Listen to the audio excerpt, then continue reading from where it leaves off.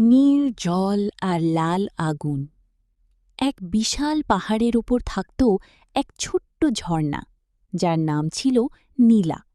সে ছিল চঞ্চল, ঠান্ডা আর শান্ত। সেই পাহাড়েরই এক অন্ধকার গুহায় বাস করত এক ছোট্ট আগুন, যার নাম অগ্নি। সে ছিল তেজি, উজ্জ্বল আর ভীষণ গরম। মাঝে মধ্যে গুহার মুখ দিয়ে অগ্নি যখন বাইরে তাকাত, সে দেখত নীলা পাহাড়ের গা বেয়ে রূপালি ঢেউ খেলে নেমে যাচ্ছে।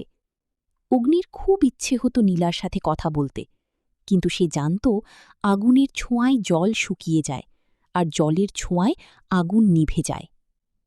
প্রথম কথোপকথন। একদিন পাহাড়ের চূড়ায় খুব মেঘ জমল।